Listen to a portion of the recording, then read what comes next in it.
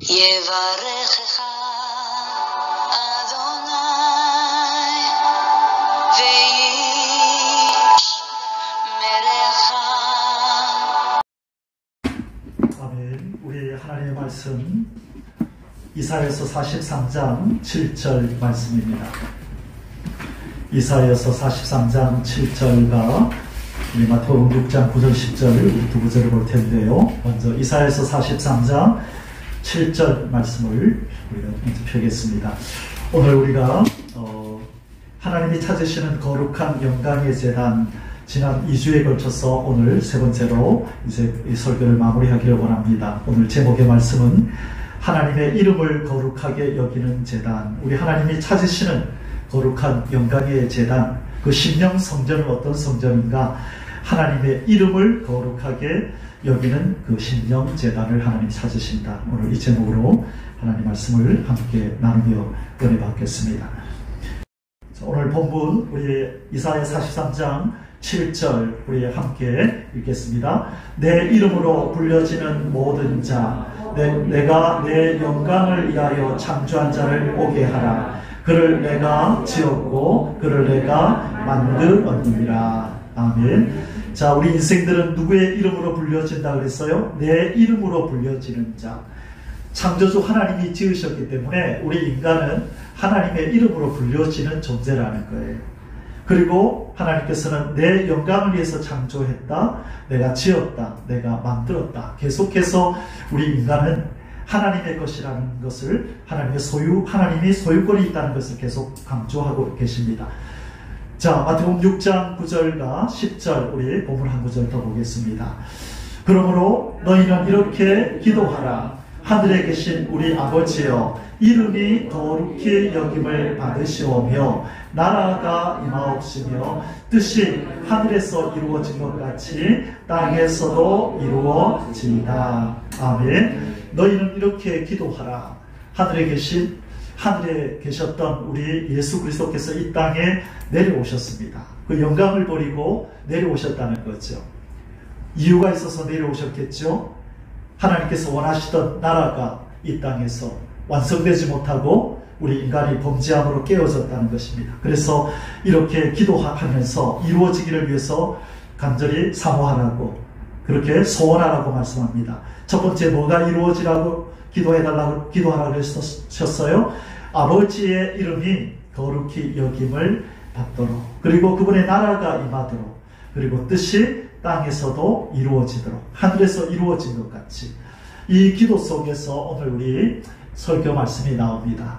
자, 첫 번째 우리 예수님의 기도 제목이 뭐라고요? 하늘에 계신 우리 아버지여, 이름이 거룩히 여김을 받으시옵소서. 우리 예수님의 가장 큰 소원이 뭡니까? 누가 영광을 받으시는 거예요? 아버지의 이름이 영광을 받고 아버지의 이름이 거룩히 여김을 받는 것, 이것이 예수님의 소원이라고 말씀하고 계십니다. 좀 전에 살펴보았듯이 우리 예수님의 가장 우선적인 기도 제목은 바로 아버지의 이름이 거룩히 여김을 받으시옵소서, 이 기도 제목입니다. 자, 여기 보면은 이 사진 두 장이 있습니다. 이 왼쪽에 있는 이 교회는 이스라엘에 가면 주기도문 교회라는 교회의 정격입니다. 이 주기도문 교회라는 데가 있어요. 아마 예수님이 주기도문을 가르쳐 주신 그 장소에다가 교회를 세우고 이름을 주기도문 교회라 그렇게 붙인 것 같습니다. 그래서 그 벽면에 가면 이렇게 각 나라별로 주기도문을 이렇게 붙여 놓았어요. 가면 우리나라 말로도 주기도문이 적혀 있습니다. 그래서 이곳에 방문하는 성지순례를 하는 사람들마다 우리 예수님이 가장 소원했던 것, 기도의 제목 중에서 특별히 제일 먼저 우선순위로 기도했던 것이 무엇인지를 이렇게 다 적어 놓은 것입니다. 자, 첫 번째 우리 예수님의 우선적인 기도의 제목이 뭐였다고요? 아버지의 이름이 거룩히 여김을 받으시옵소서. 조금 전에 읽었던 마태복음 6장 9절에 너희는 이렇게 기도하라. 하늘에 계신 우리 아버지여, 이름이 거룩히 여김을 받으시옵소서. 그날이 속히 오게 하소서라고 기도하라고 예수님은 제자된 우리에게, 백성된 우리에게 이 기도 제목을 가르쳐 주셨습니다. 그래서 우리도 예수님처럼 우리의 기도의 가장 우선순위에 하나님 아버지 창조주께서 거룩히 여김을 받고 높임을 받으시고 존중이 여김을 받으시옵소서라는 기도 제목이 가장 우선순위에 있기를 소원합니다. 아멘. 바로 하나님께서 우리 인생과 만물을 창조하신 목적이 거룩하신 하나님께 영광을 돌리게 하는 것입니다. 그래서 우리가 하나님을 거룩히 여겨야 하는 것입니다. 목적이 그거기 때문에. 이 마이크가 오늘도 여전히 이 강단 위에 있는 것은 이 마이크가 자기의 목적을 다하고 있기 때문에 그 주인의 옆에 있는 것입니다. 이 마이크가 소리를 크게 만들지를 못한다면 옆에 둘 이유가 없죠. 하나님께서 인간을 창조할 때에 하나님의 거룩하신 하나님께 영광을 돌리게 하려고 만들었는데 그 인생이 영광 돌리는 모습으로 하나님과 함께 계시지 않는다면 그 인생은 하나님과 함께 할 수 있는 자격이 없는 것입니다. 이 마이크가 이 목적을 상실하면 쓰레기통에 버려져야 되는 것이에요. 그래서 인간 창조의 목적을 상실해버리고 하나님께 영광 돌리지 않는 인생은 인생의 쓰레기장인 나중에 지옥불로 던져지는 것입니다. 그러나 이 값진 것은 고장났다고 해서 바로 버리지 않죠. 뭘 해보나요? 서비스 센터에 가져가서 고쳐보려고 합니다. 그리고 돈이 좀 든다 할지라도 고쳐주세요. 돈이 들더라도 고쳐보려고 애를 씁니다. 그래도 안 될 때는 어쩔 수 없이 쓰레기통에다 버려야 되는 것이에요. 우리 인생은 너무나 가치가 있습니다. 하나님의 형상대로 만든 존재이기 때문에 하나님을 배반하고 영광 돌리지 않고 하나님을 떠났지만 바로 지옥불로 쓰레기장으로 버리지 아니하시고 값을 지불하고 우리를 고쳐 놓으시려고 애를 쓰셨습니다. 그 값이 무엇입니까? 예수 그리스도의 보혈입니다. 독생자 아들이 바로 우리를 고치시기 위한 값이었던 것입니다. 그래서 예수 그리스도를 죽이시고 그 피로 우리의 죄를 씻고 돌아와서 다시 나에게 영광을 돌려라. 나를 거룩하다고 나를 구별되게 여기며 나를 존중히 여겨라. 그러면 너희들은 다시 내 백성이 될 것이고 그래도 돌아오지 않고 고쳐지지 않으면 계속해서 고장난 상태로 있으면 너희들은 마지막 때에 인간 쓰레기장인 지옥으로 들어가게 될 거다. 그렇게 하나님은 말씀을 통하여 우리에게 선포하고 계시는 것입니다. 사랑하는 성도 여러분, 우리가 주기도문을 외울 때마다 아버지의 이름이 거룩히 여김을 받으소서, 거룩히 여긴다는 말을 너무나 자주 하죠. 그런데 거룩히 여긴다는 것이 무엇입니까? 라고 물으면 바로 알고 있는 이들이 드물어요. 자, 하나님의 이름을 거룩히 여긴다는 뜻이 무엇입니까? 바로 이 내용입니다. 찬송받으실 분으로 구별하는 것입니다. 거룩이라는 말의 다른 말은 구별이에요. 자, 거룩의 다른 말이 뭐라고요? 구별한다는 뜻이에요. 구별. 그러면 하나님을 구별해 두어야 된다는 거예요. 다른 사람과 달리 이분은 구별해야 된다는 거예요. 뭐 받으실 분으로?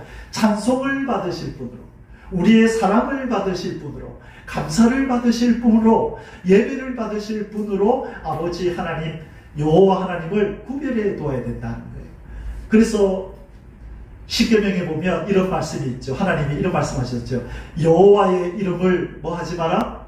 망령되이 일컫지 말라. 내 이름을 가지고 함부로 장난하지 말고 내 이름을 함부로 취급하지 말라. 나는 그렇게 취급받을 이름이 아니야. 내 이름은 거룩히 구별된 그런 이름이야. 모든 피조물들의 입술로 찬송받기 위해서 구별돼야 돼. 나는 모든 피조물을 통하여 사랑받기 위해서 구별된 이름이야. 그런 존재야. 내 이름을 망령되이 일컫지 말라. 나는 구별된 존재다. 나는 영원히 찬송받고 예배받고 감사를 받을 존재고 사랑을 받을 존재다. 그래서 여러분, 우리가 아버지의 이름을 거룩하게 여긴다는 것은 창조주 하나님이 우리의 예배를 받으시기 합당하십니다. 사랑을 받기 합당하십니다. 하나님만이 우리의 우리로 존귀 여김을 받기 합당하십니다라고 고백하고 찬송하고 예배하는 것, 그것이 하나님을 거룩하게 여겨드리는 거예요. 이제는 아시겠죠? 구별해드리는 거예요. 우리가 사람들 봐서도 아유 목사님 참 훌륭하십니다. 참 설교도 잘하시고 참 목사님 참 훌륭하시네요. 참 좋은 일도 많이 하셨네. 사람을 칭송할 수도 있어요. 그러나 우리가 하나님께 올려드리는 칭송가는 비교가 안 된다는 거예요. 이분은 특별히 구별된 분이라는 거예요.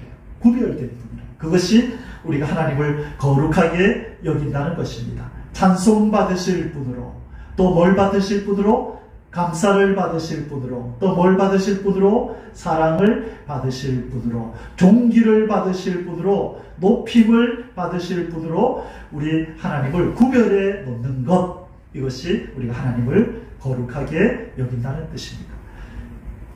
우리의 본문인, 오늘의 본문인 이사야 43장 7절에 내 이름으로 불려지는 모든 자 곧 내가 내 영광을 위하여 창조한 자를 오게 하라. 그를 내가 지었고 그를 내가 만들었느니라. 거룩히 구별받아서 그들을 통하여 찬송받고 사랑받고 높임받고 존중이 여김 받으려고 우리를 창조하셨다는 거예요. 그래서 그 목적을 다해드리는 것이 바로 우리는 하나님을 거룩하게 여겨드리는 것입니다. 세상 사람들이 주를 버리고 믿음을 버려도 나는 창조주 하나님만을 신뢰할 거야, 하나님만 믿을 거야. 왜? 창조될 때에 하나님을 사랑하고 하나님을 신뢰하고 믿으라고 만들어졌거든요.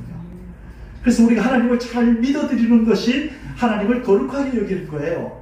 하나님을 사랑하고 의지하는 것이 하나님을 거룩하게 여겨드리는 거예요. 아멘이십니까?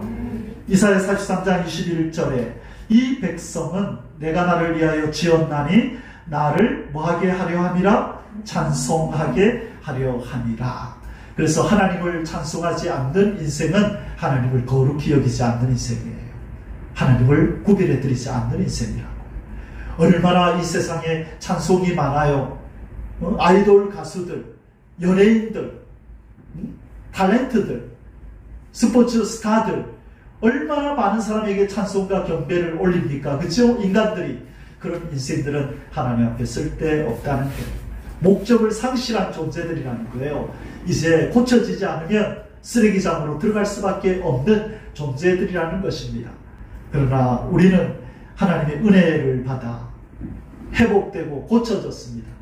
AS 서비스를 받아서 이제 우리의 원래의 목적으로 하나님을 찬송하고 하나님의 이름을 거룩히 여기는 자로 회복되었음을 믿습니다. 이제는 우리가 할 일은 이 사명을 꾸준히 계속 잘 감당해야 되는 줄 믿습니다. 아멘. 적으로 어떻게 해야 하나님의 이름이 거룩히 여김을 받으실까? 우리가 어떻게 해드리면 하나님의 이름이 거룩히 여김을 받으실까? 오늘 구체적으로 세 가지로 한번 살펴보겠습니다. 첫째, 어떻게 하면 하나님의 이름을 거룩히 여기는 심령재단이 되고 하나님께 하나님의 이름을 거룩히 여길까? 첫째, 심령에 하나님을 향한 찬송과 감사가 있어야 합니다. 우리의 심령에 뭐가 있어야 된다고요? 찬송과 감사가 있어야만 그것이 바로 하나님의 이름을 거룩히 여기는 제단의 조건이요, 하나님의 이름을 거룩히 여기는 것이 되는 것입니다. 자, 하나님의 이름을 거룩히 여기는 제단에는 반드시 두 가지가 있어야 됩니다. 뭐가 있어야 된다고요? 찬송과 감사가 반드시 있어야 돼요. 그래서 여러분, 일주일 동안에 여러분의 입술에서 찬송이 나오지 않는다는 것은 여러분 하나님을 거룩히 여기는 게 아니라는 거예요. 여러분의 입술 속에서 감사가 터져 나오지 않고 원망과 불평과 하나님을 향하여 냉랭한 심령이 있다. 그러면 우리는 하나님을 거룩히 여겨드리는 것이 아니라는 거예요. 이걸 가지고 우리의 심령을 살펴야 된다는 거예요. 나는 하나님을 거룩히 여겨드리는 자인가 아닌가는 내 심령 속에 찬송이 끊임없이 일어나는가, 감사가 끊임없이 일어나는가를 통하여 나는 아버지의 이름을 거룩히 여기는 자인가 아닌가가 판가름 난다는 것이에요. 여러분 한 주 동안에 얼마나 많이 찬송하며 사셨습니까? 여러분의 입술에 감사를 담았습니까? 돌아봐야 됩니다. 그리고 오늘 이 말씀을 통하여 하나님 내 입술에 내 심령에 더 하나님을 향한 찬송이 넘치게 하시고 감사가 넘치게 해주세요. 그러므로 우리 아버지의 이름을 더 거룩히 여겨드리는 심령재단을 소유하게 해주십시오라고 기도해야 될 줄 믿습니다. 우리 하나님은 찬송과 감사를 좋아해요. 우리 인생들은 밥을 먹고, 그죠? 또 어떤 사람은 여행하는 걸 좋아하고 스포츠 하는 걸 좋아하고 이것저것 다양하게 취미생활을 하면서 자기의 마음을 기쁘게 하지만 우리 하나님이 참 좋아하시는 양식이 있고 우리 하나님이 기뻐하시는 일이 있는데 그게 무엇이냐? 바로 찬송과 감사 소리를 듣는 거예요. 자기 백성을 통하여 감사합니다라고 하는 감사 소리를 듣고 높여서 노래하는 그 노래소리를 들으시는 것이 하나님의 음식이고 하나님의 취미인 줄 믿습니다. 그래서 하나님은 그런 감사와 찬송을 품고 있는 백성들과 함께 하기를 기뻐하시는 거예요. 그것 때문에 이스라엘을 건지셨고 자기 백성을 삼으셨고 예수 그리스도를 통하여 죄와 허물로 죽어있던 우리를 건지셔서 구원한 이유가 바로 찬송과 감사 소리를 그들을 통하여 듣고 싶어서인 줄 믿습니다. 시편 22편 3절에 이스라엘의 찬송 중에 거하시는 주여 주는 거룩하시니라. 거룩하신 하나님이 어디 거하신다고요? 찬송 중에 거하신다. 시편 69편 30절에서 31절에 내가 노래로 하나님의 이름을 찬송하며 감사함으로 하나님을 위대하시다 하리니 이것이 소 곧 뿔과 굽이 있는 황소를 드림보다 여호와를 더욱 기쁘시게 함이 될 것이다. 자, 뿔이 난 황소보다도 더 하나님을 기쁘시게 하는 게 뭐라고 그랬어요? 찬송하며 감사하는 것, 이것이 하나님을 더 기쁘시게 한대요. 그러나 구약의 이스라엘 백성들은 하나님을 섬기기 위해서 소를 가져오고 염소를 가져오고 양을 가져왔어요. 그런데 이사야서 1장에 보니까 그런 제물들 가져오지 말라. 우리가 지난번에 살펴봤죠? 그런 심령, 그 제단은 무슨 제단이라고 그랬어요? 형식은 있으나 바른 심령이 없는 제단. 그죠? 뭐 하는 마음이 없어요. 찬송하고 감사하는 심령이 없는 형식, 제물들은 하나님 안 받으신다는 거예요. 여기에서 지금 그 얘기를 하고 계신 거예요. 나에게 황소를 바치는 것보다 너희들의 심령 제단에 진정한 찬송과 나를 향한 감사가 있으면 나는 더 기뻐한단다. 그러므로 하나님의 이름을 거룩히 여기는 제단에는 반드시 찬송과 감사가 있어야 되는 것입니다. 시편 50편 23절에 감사로 제사를 드리는 자가 나를 영화롭게 하나니. 자, 하나님이 계속해서 찾으시는 음식이 뭐예요? 하나님을 향한 감사와 찬송. 여러분 한 주 동안 감사와 찬송을 입에 달고 사시기를 주의로 축원합니다. 그래서 어제 저도 일주일 동안에 계속해서 좋은 찬송들이 없나 찾고 또 부르고, 그래서 은혜로운 곡들이 있으면 또 같이 여러분들 함께 나누려고 또 이렇게 함께 부르고, 일주일 동안에 이 찬송을 부르고 찾는 일이 저의 여러 가지 일 중에 아주 중요한 일이에요. 이 찬송을 고르는 일은 새벽까지 계속돼요. 더 어떤 찬송을 부를까. 그래서 일주일 동안 끊임없이 찬송을 찾고 부르고 하는 일을 계속하고 있습니다. 자, 하나님의 이름을 거룩히 여기는 제단은 먼저 찬송과 감사가 있는 제단이어야 한다는 것 기억하시기를 바랍니다. 그러면 우리가 찬송과 감사를 품고 살아야 하는데 무엇을 찬송하고 무엇을 감사할까요? 찬송의 제목과 감사의 제목이 있어야 되지 않겠습니까? 그냥 하나님 찬송합니다, 하나님 감사합니다. 뭐가 감사한데 그냥 감사해요, 그렇게 하면 안 된다는 거예요. 사람에게도 마찬가지예요. 고맙습니다 할 때 뭐가 고마운데 그럴 때 그냥 고마워요, 그렇게 하는 건 진정한 고마움을 전하는 게 아니에요. 나에게 이렇게 해주셔서 고맙습니다, 나에게 이렇게 해주셨던 것 감사합니다. 분명하게 그것을 기억하고 있어야 된다는 거예요. 그래서 이스라엘의 절기들은 보면 하나님이 이스라엘 백성을 위하여 무엇을 해주셨는가와 다 관련이 되어 있어요. 하나님의 절기는. 그렇죠? 유월절은 뭐와 관련이 있어요? 애굽에서 건져주신 하나님과 관련이 있죠. 그렇죠? 불임절은 에스더 사건 때 이 하만의 손에서 자기들을 건져주신 하나님께 감사하는 게 있죠. 그죠? 초실절은 이방인 죄와 허물로 죽어있던 인생들 가운데서 자기들을 첫 열매로 장자로 삼아주신 것에 감사합니다 하는 게 초실절에 있는 거예요. 이스라엘의 절기들은 뭐와 관련이 있다고요? 하나님이 자기들에게 해주신 일과 관련이 있어서 그 절기를 지키면서 하나님 감사합니다, 감사합니다. 우리가 성탄절날 하나님이 우리에게 해주신 일과 관련이 있죠. 독생자를 보내주셔서 감사합니다. 부활절날 우리를 위하여 십자가에서 죽으시고 3일 만에 부활하셔서 우리의 구원을 완성해 주셔서 감사합니다. 성금요일날 예수님 오늘 주님이 십자가에 달리신 날인데 나를 위해서 십자가에서 피 흘려 죽어주셔서 감사합니다. 모든 감사에는 제목이 있어야 된다는 겁니다. 찬송도 마찬가지고요. 자, 찬송과 감사에는 뭐가 있어야 된다고요? 제목이 있어야 된다는 거예요. 자, 그러면 우리는 무엇을 찬송하며 무엇에 감사해야 되는가? 먼저 창조에 전능하신 하나님을 찬송하는 것입니다. 창조에 전능하신, 이것은 구약의 안식일과 관련이 있어요. 다음에 제가 설명할 건데, 먼저는 우리가 하나님의 창조의 능력을 가지신 하나님의 위대하신, 하나님의 전능하신 지혜와 그분의 섭리하시는 그 변함없으심을 우리는 찬송해 드려야 되는 것입니다. 자, 따라하겠습니다. 창조에 전능하신 하나님을 찬송하자.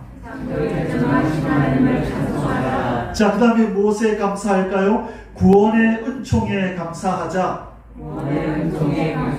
네, 구원해 주신 은혜를 감사해야 된다. 창조의 능력을 찬송합니다. 구원해 주신 은총을 감사합니다. 크게 이 두 가지로 나뉘는 거예요. 이 두 가지는 토요 안식과 주일 안식의 주제가 되는 것입니다. 이게 무슨 말이라고요? 자, 먼저 창조의 하나님을 찬송하고 구원의 은총에 감사하는 것, 이것이 바로 찬송의 제목이요 감사의 제목이 되어야 합니다. 그래서 우리가 주일날 아침마다 찬송할 때 꼭 앞부분에는 하나님의 크고 위대하심, 그렇죠? 그것을 찬송하는 거예요. 그리고 주님의 보혈을 찬송하면서 구원의 은총에 감사하면서 그분을 높여드리는 거예요. 그래서 찬송과 감사가 끊이지 않도록 그렇게 우리가 늘 예배하면서 주님 앞에 올려드리는 것입니다. 이것이 교회에서뿐만 아니라 우리의 일상의 삶 속에서도 그렇게 이루어지기를 주님의 이름으로 축원합니다. 아멘.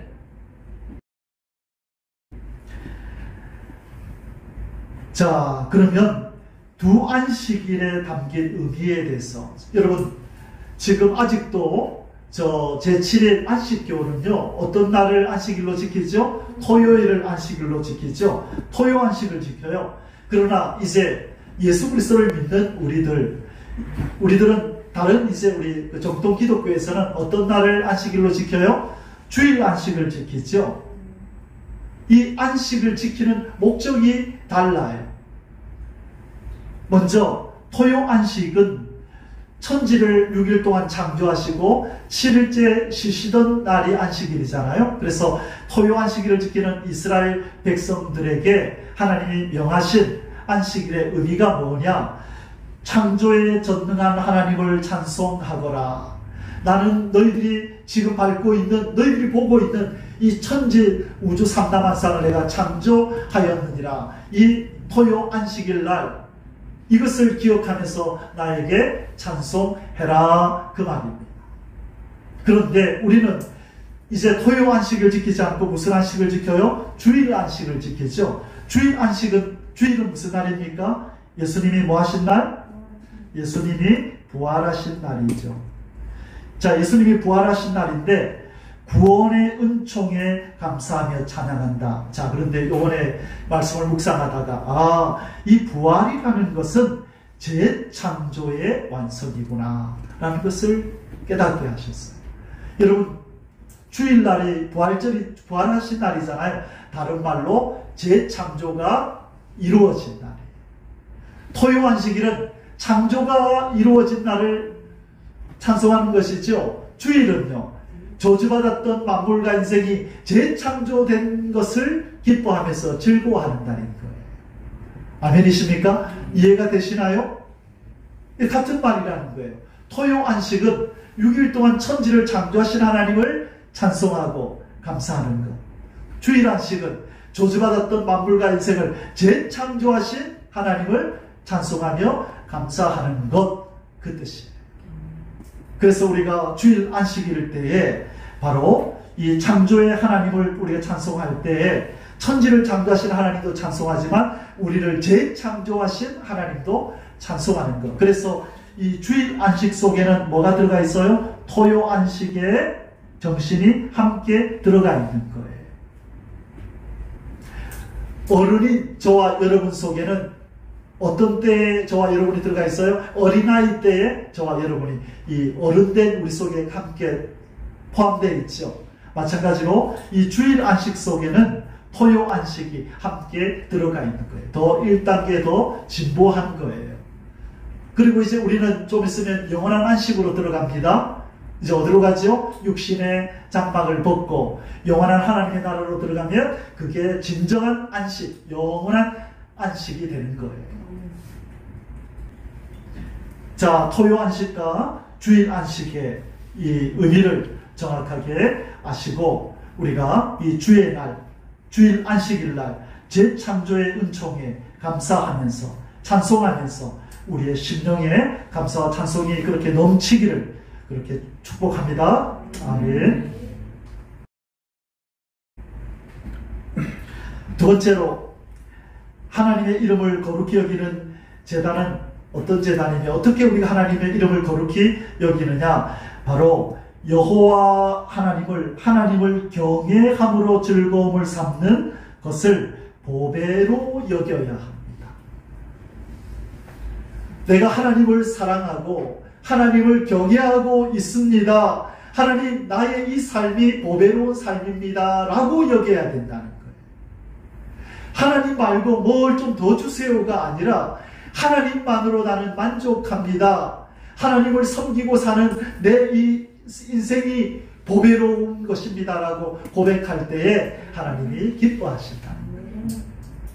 오늘날 여러분, 예수를 믿는 모든 성도들이 이런 삶을 살까요? 아니요. 하나님을 섬기며 살면서도 뭔가가 부족한 듯 달라고 그래요. 자꾸 뭔가 더 세상적으로 채워져야만 만족하겠다는 듯이 하나님을 향하여 달래요, 달래요, 주세요, 주세요 그래요. 하나님은 뭐라 그래요? 나로 만족 못하니? 내가 너의 보배 아니니? 나를 사랑하고 내 사랑 안에 거하고 내가 베푼 구원의 은총을 너희들이 가지고 있으면서도 아직도 뭐가 그렇게 부족하니? 그것은 하나님 앞에 기쁨이 안 돼요. 어린아이 때는 그렇게 해도 오냐 오냐 오냐 하고 사탕 주실 줄 몰라도 어른이 되어서도 맨날 달라고 하고 뭔가 목마른 듯이 배고픈 듯이 더 달라고 구할 때 그것은 하나님의 이름을 거룩히 여기는 삶이 아니에요. 어떤 삶이 하나님의 이름을 거룩히 여기는 거라고요? 하나님을 경외함으로 즐거움을 삼고 있는 그 삶을 보배로 여기는 사람. 이게 보배라는 걸 아는 사람. 내가 하나님을 섬기는 하나님의 사람입니다. 나는 구원받은 하늘의 백성입니다. 하나님, 나는 보배로운 존재입니다.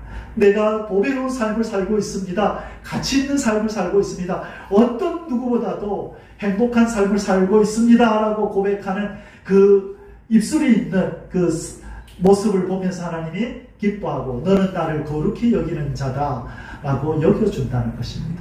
하나님이 우리에게 요구하시는 수준이 여기에요. 무엇으로 만족하는 것? 하나님을 사랑하고 경외하고 그분을 섬기는 것으로 보배 삼고 만족하는 것. 다윗 왕은 무엇으로 보배로 삼은 줄 아십니까? 그는 하나님을 가까이 하고 주의 법을 지키는 것으로 그는 보배를 삼았어요. 시편에 보면 그런 얘기들을 많이 해요. 주의 법이 내게 있음이 내가 이 보배입니다. 하나님 꿀송이같이 주의 법을 내가 먹고 사모합니다. 이 하나님의 법을 사모하고 하나님과 가까이 함이 내게 복입니다. 그런 고백들을 얼마나 많이 하는지 몰라요. 다윗과 또 믿음의 선배들은. 그래서 그들은 하나님을 거룩히 여긴 사람들이라고요. 하나님의 이름을 거룩히 여기는 심령재단을 소유하기 위해서는 우리 심령에 하나님을 경외함으로 즐거움을 삼는 삶을 보배로 여겨야 합니다. 바로 이분이 누구셨느냐? 예수 그리스도가 그 본을 삼으셨던 분이에요. 이분은 하나님을 섬기는 것으로 그분의 음식을 삼고 하나님을 섬기는 것으로 그분의 삶의 목적을 삼고 그렇게 기뻐하며 마지막까지 십자가까지 가셨던 것이에요. 이사야서 11장 2절과 3절에 우리 같이 한번 읽겠습니다. 그의 위에 모략과 지능의 영이 요 지식과 여호와를 경외하는 영이 강림하시리니 그가 여호와를 경외함으로 즐거움을 삼을 것이며 그의 눈에 보이는 대로 심판하지 아니하며 그의 귀에 들리는 대로 판단하지 아니하며. 자, 예수님은 무슨 영을 가지셨다고요? 여호와를 경외하는 영이 그 위에 강림하실 것이다. 그래서 그분은 무엇으로 즐거움을 삼는다? 그가 여호와 하나님을 경외함으로 즐거움을 삼는 데잖아. 보세요. 예수님의 즐거움의 요건이 뭐였어요? 제목이 뭐였어요? 하나님을 경외함으로, 하나님을 사랑하고 두려워한다는 뜻이에요. 하나님을 높여드리고 하나님과 함께하고 하나님을 사랑하는 것, 하나님의 뜻을 이루는 것만으로 그분은 즐거움을 삼으셨다는 것입니다. 이러한 마음을 가지고 있는 제단이라야 하나님의 이름을 거룩히 여기는 제단이요 하나님이 기뻐하는 제단인 줄 믿습니다.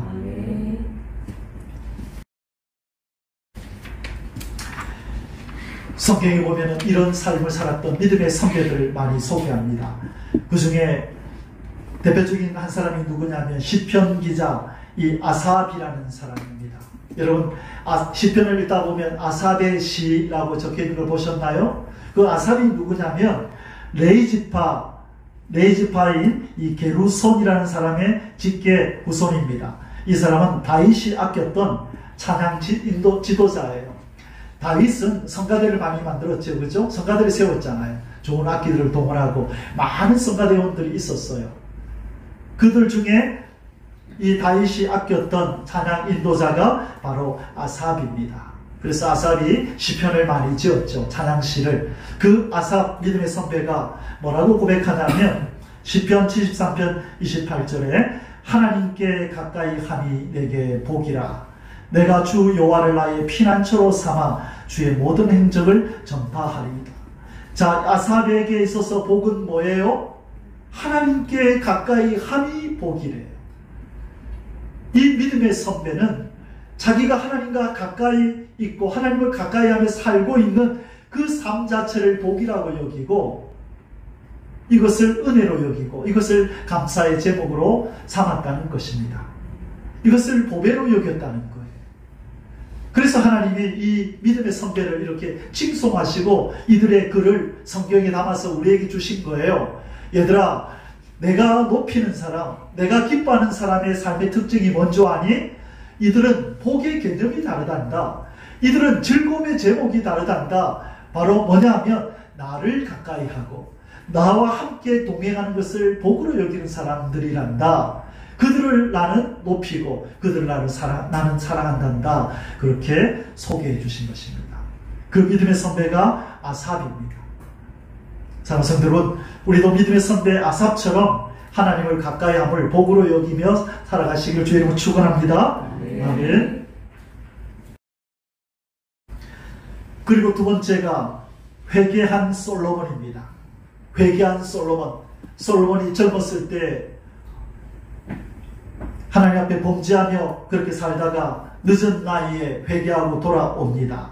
그러고 나서 그가 이 참회록 같은 회개문 같은 글을 썼는데 그 성경을 남겼죠. 그 성경이 뭡니까? 전도서 1장 1절에서부터 보면 헛되고 헛되며 헛되고 헛되니 해 아래서 인간이 행하는 모든 일이 헛되도다. 그것이 가치 있는 줄 알고 해봤는데, 이것도 해보고 저것도 해봤는데, 이제 내가 나이가 늙어서 가만히 되돌아보니 헛되고 헛되며 헛되고 헛되도다 라고 얘기하면서 이것만이 가치 있더라, 이것만이 인생의 복이더라 라고 마지막으로 결론으로 남긴 것이 전도서 12장 13절이에요. 그가 뭐라고 고백합니까? 일의 결국을 내가 다 들었으니 하나님을 경외하고 그의 명령을 지킬지어다. 이것이 모든 사람의 본분이니라. 이것이 모든 인간이 행할 바요, 이것이 복된 삶이더라. 아멘. 이 솔로몬이 모든 걸 다 가지고 누려봤는데 결국 마지막 와서 고백하는 것은 하나님을 경외하고, 경외라는 말은 사랑하고 두려운 마음으로 존중해 드린다는 거예요. 사랑과 두려움으로 존중해 드리는 것. 하나님을 사랑하고 두려워하고 그분의 명령에 순종하는 것, 이것이 인간이 누리는 최고의 복이더라. 인생들아, 젊었을 때, 청년의 때는 하나님을 경외해라. 청년의 때 나는 아무 낙이 없다고 할 내가 가깝기 전에 너의 창조자를 기억하여 그분을 경외하고 그분의 명령대로 살아라. 이것이 최고의 복이란다. 이 믿음의 선배 솔로몬이 회개하면서 노년에 이렇게 믿음의 후배들에게 남기고 떠난 것입니다. 사랑하는 성도 여러분, 하나님을 경외하기를 주님의 이름으로 축원합니다. 그분의 명령 지키는 것을 기쁨으로 삼고 인생의 본분으로 살아가는 저와 여러분이 되시기를 주의 이름으로 축원합니다. 아멘. 소일문답 1문1답에 보면 바로 우리 인간의 창조의 목적이 하나님을 경외함으로 즐거움을 삼는 삶을 살아야 된다라고 분명히 말씀해 줍니다. 소일문답 1문1답, 우리 장로 교인들이 교리로 믿는 그 소일문답에 1문1답 이런 말씀이 있습니다. 1문, 인간의 제일된 목적이 무엇입니까? 인간이 살아가는 제일 우선적인 목적이 무엇입니까? 답은 뭐라고 적혀 있나요? 하나님을 영화롭게 하고 그를 영원토록 즐거워하는 것입니다. 여기 있네요. 그분을 즐거워하는 것, 그분을 가까이 함을 복으로 여기고 그분의 명령에 순종하면서 그분과 동행하는 것을 최고의 즐거움으로 여기는 것이 바로 인간의 창조의 목적이고, 그게 바로 살아가는 인간의 모습이라는 거예요. 하나님은 이 잣대를 가지고 인간을 살펴봐요. 너는 나를 경외함으로 즐거움을 삼았니? 너는 나를 예배하고 찬송하는 것이 너의 즐거움이었니? 그것을 가지고 마지막 심판 때에 인생들을 향하여 그 질문을 하실 거라는 거예요. 너는 내 아들 예수 이름을 존중히 여겼냐? 내 아들을 왕으로, 주인으로, 구세주로 섬겼느냐라고 인간들을 향하여 물어보신다는 거예요. 이 땅에서 오늘날 보세요. 너무나 시끄럽잖아요, 세상에서. 그죠? 무슨 아우성이에요? 세상의 것, 하나님과는 관계없는 것들을 가지려고 아우성 치는 소리들이 들려오잖아요. 저 소리들은 다 무의로 돌아가는, 헛된 것으로 돌아가는 그 날이 옵니다.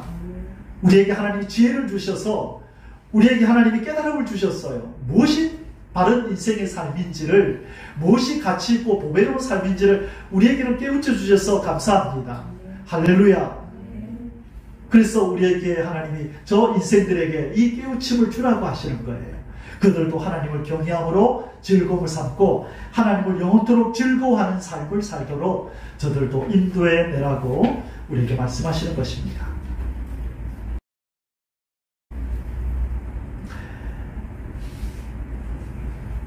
하나님을 경외함으로 즐거움을 삼는 삶을 보배로 여겨야 하는데, 우리의 찬송 제목은 무엇이 되어야 할까요? 주 없이 살 수 없네 죄인의 구주여. 누구 없이 살 수 없다고요?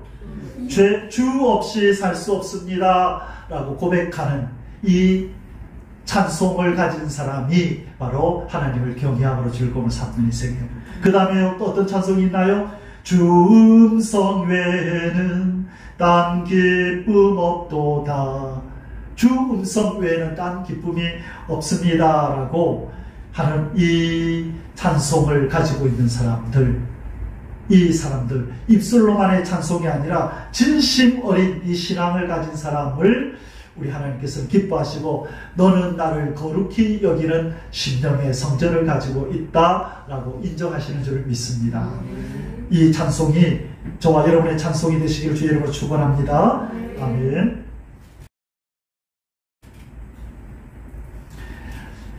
이러한 삶을 사는 인생을 향한 하나님의 반응은 무엇일까요?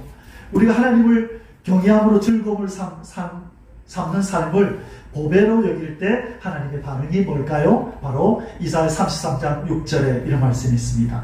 너의 시대에 평안함이 있으며 구원과 지혜와 지식이 풍성할 것이니 무엇이 너의 보배다?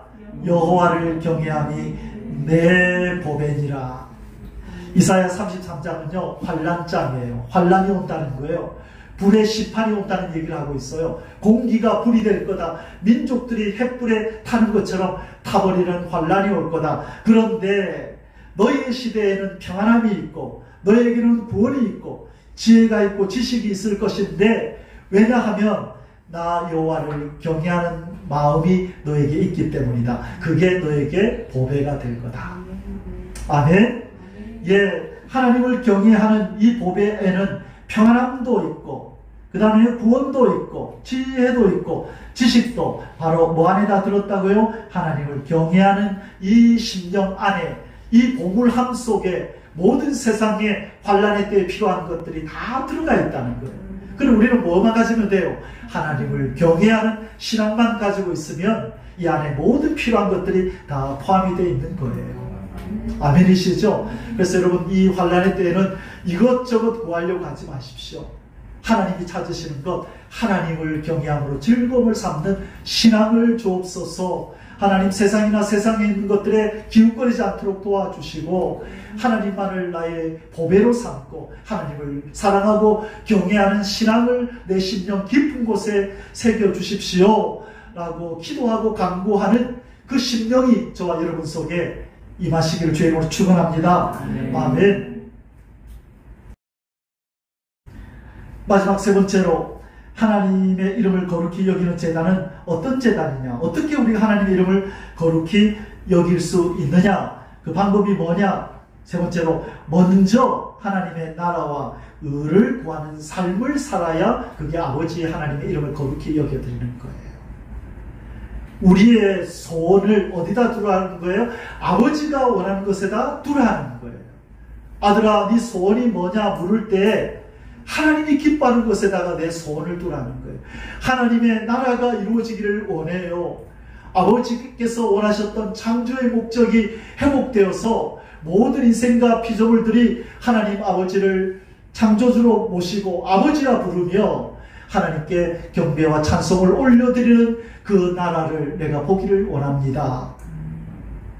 먼저 그분의 나라와 의를 구하는 이 하나님 아버지의 소원과 내 소원이 맞닥뜨려지는 그러한 삶, 그 삶을 가질 때 하나님의 이름이 우리를 통하여 거룩히 여김을 받는다는 것이에요.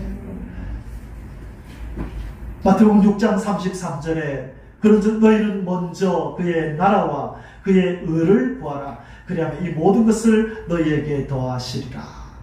그러면 너희들에게 필요한 이 모든 것 내가 알아서 줄게. 무엇을 먹을까, 입을까, 마실까, 어디서 살까, 무엇을 타고 다닐까, 그런 것 먼저 고민하지 마라.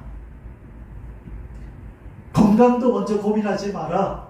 명예, 권력, 재물, 인맥, 그런 거 먼저 고민하지 마라.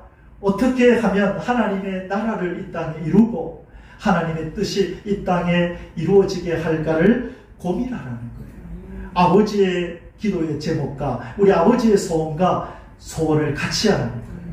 그럴 때 우리가 하나님의 이름을 거룩히 여기는 것이라는 겁니다. 그러면 구체적으로 그분의 나라와 의를 구한다는 게 뭐냐? 하나님의 나라가 이루어져서 하나님의 이름이 거룩히 여김을 받고 홀로 영광 받으시는 것을 구하는 거예요. 하나님의 나라가 어서 이루어지시옵소서. 그래서 하나님이 창조주로 존귀함을 받으실 분으로 알려지고 예수 그리스도가 구세주로 모든 이들에게 알려져서 홀로 성삼위 하나님이 영광을 받으소서. 그게 그분의 나라와 의를 구하는 거예요. 여러분, 많은 그리스도인을 만났지만 이 기도 제목을 우선적으로 가지고 있는 사람들은 실로 적더라고요.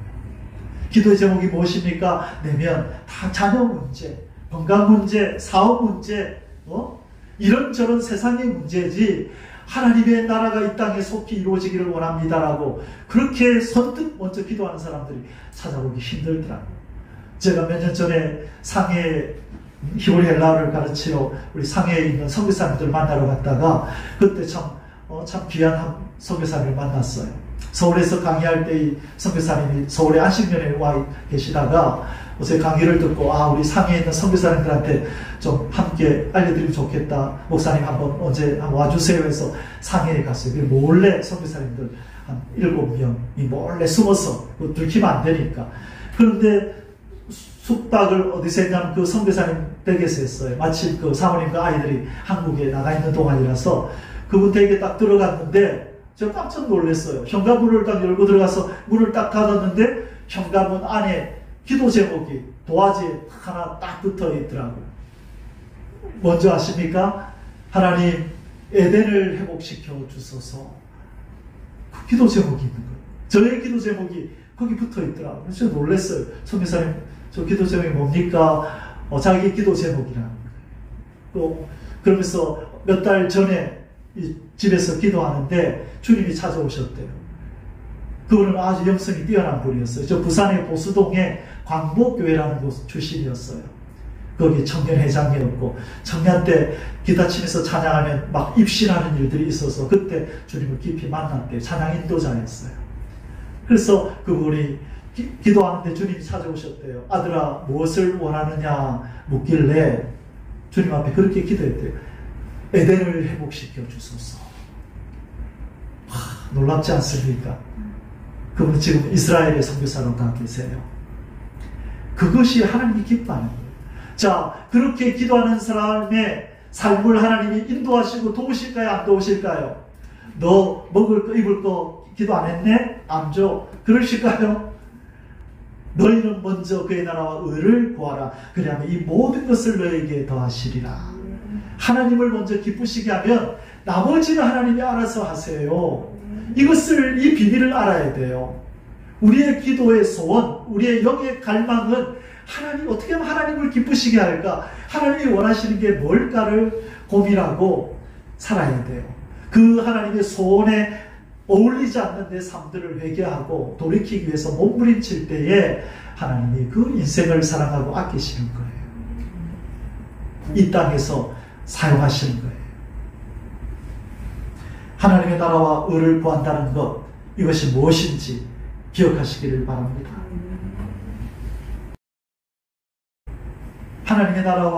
먼저 하나님의 나라와 의를 구한다는 것은 하늘의 것을 추구하는 삶을 산다는 거예요. 어디의 것을 추구한다고요? 하늘의 것을 추구하는 거예요.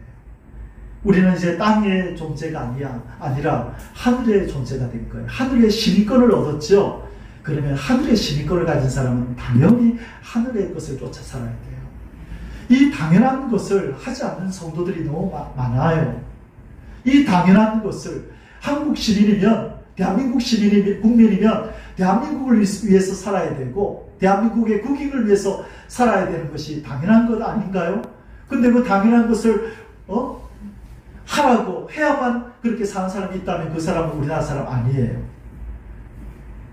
우리나라 정치인들 중에도 우리나라 국민이 아닌 사람이 많은 것 같아요. 이 사람들의 행위를 보면 대한민국을 위해 사는 게 아니에요. 오히려 망가뜨리려고 하는 사람들을 우리가 봐왔어요. 지금까지. 그들은 대한민국 국민인 것처럼 하며 살지만 그것이 아닌 삶을 살았단 말이에요. 우리의 마찬가지예요. 우리는 하늘에 속한 하나님의 시민입니다 하면서도 하늘에 속한 것을 구하지 않고 땅의 것을 구하며 사는 그런 인생으로 우리가 살아가고 있다고요. 또 주변에 많은 사람들이 그렇게 한다고요. 우리 속에도 그게 발견된다고요. 그래서 우리는 회개해야 합니다.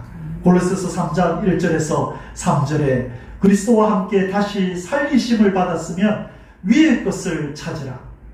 위의 것을 생각하고 땅의 것을 생각하지 말라라고 하나님은 명령하시는 거예요. 뭐가 하나님의 나라를 먼저 나라와 의를 구하는 것이냐? 하늘의 것을 추구하며 사는 삶이 바로 먼저 하나님의 나라와 의를 구하는 삶인 것입니다. 이러한 삶을 사시기를 주의 이름으로 축원합니다. 하늘의 것을 구하시고 하늘에 하나님의 영광을 위하여 고민하며 살아가는 저와 여러분의 삶이 되시기를 주의 이름으로 간절히 축원합니다. 아멘. 무엇이 먼저 하나님의 나라와 의를 구하는 것이냐? 거룩하고 흠이 없는 하나님의 자녀가 되고 싶어서 몸부림치며 사는 삶, 이것이 하나님의 나라와 의를 구하는 것입니다.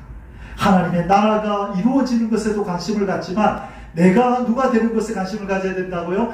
하나님의 나라의 백성이 되는 것에 관심을 가져야 되는 거예요. 하나님의 나라가 임하옵소서 쉽지요. 그러나 뭐가 어려운지 아세요? 나로 하나님의 나라의 백성 되게 하소서, 이게 어려운 거예요. 하나님의 나라가 임하는 것을 하나님이 알아서 하실 거예요. 주님 오시는 순간에 이루어져요. 그러나 하나님의 백성 되게 하소서, 거룩하고 흠없는, 이것은 우리의 노력도 애씀도 함께 동반해야 돼요. 성령 하나님이 우리 속에서 이루어 가시지만 우리도 애쓰고 수고하며 은혜의 자리에 나와서 말씀을 읽고 성경 읽고 그리고 찬송하고 기도하면서 예배드리는 이 자리를 사모하고 주중에서도 하나님과 함께 찬송하면서 감사하면서 항상 은혜 안에 거하려고 몸부림치는 삶이 있어야만 진보가 있고 성장이 있는 줄 믿습니다. 이 일은 하나님이 혼자 알아서 안 하세요. 구원은 혼자 하셨지만, 일방적으로 그분이 하셨지만 성화되어져 가고 변화되는 것은 뭐가 필요하다고요? 몸부림치는 삶이 필요해요. 무슨 삶요? 몸부림치는 삶, 눈물 짓는 삶, 고통하는 삶, 나는 왜 이 모양인가 하고 자책하는 삶. 그러나 거기에 빠지지는 마세요. 그러나 나는 희망이 있다. 하나님이 나를 버리지 않으시고 나를 만들어 가실 거야. 그래, 오뚜기처럼 다시 일어나서 우리 주님의 손에 이끌려 저 높은 곳을 향하여 올라가자. 나는 반드시 거룩하고 흠없는 하나님의 자녀 예수 그리스도 신부가 될 거야 라는 소망을 가지시길 주의로 축원합니다. 중요한 것은 목표를 분명히 가지고 있어야 된다는 거예요. 목표를 가지고 있는 사람은 성숙이 있고 진보가 있지만 목적이 없는 사람은 진보가 없어요. 자책도 없어요. 몸부림도 없어요. 그냥 자족해버려요. 네, 이 정도면 됐지 뭐 하고 자족해버린다고요. 그런 삶은 절대로 발전이 없어요. 날마다 자기를 향하여 거룩한 분노를 가지고 전진에 올라가야 될 줄 믿습니다.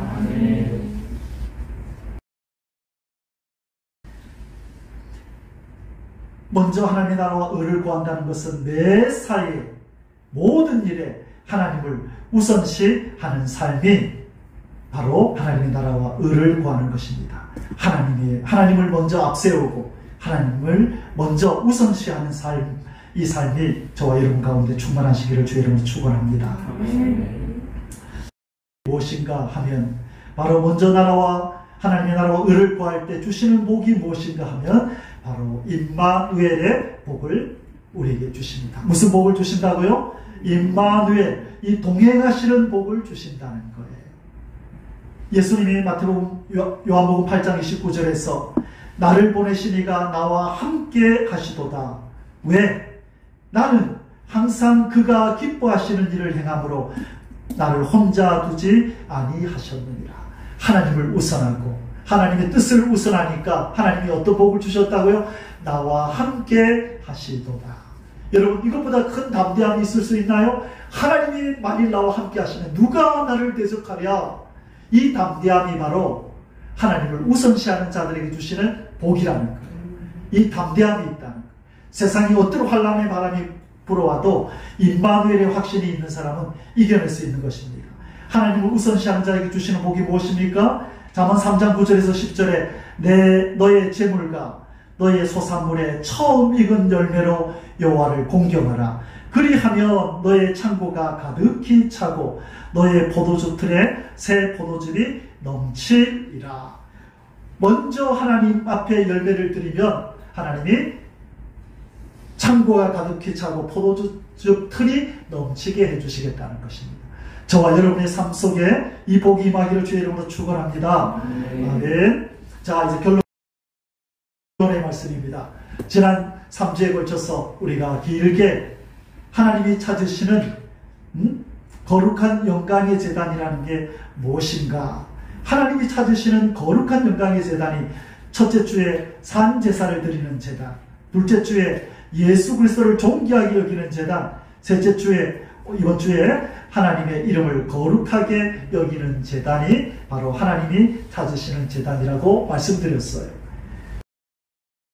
산 제사는 어떤 제사입니까? 바른 형식과 온전한 마음이 있는 그 제사가 바로 산 제사라고 그랬습니다. 그래서 여러분 예배 드릴 때에 형식도 바로 하시고요.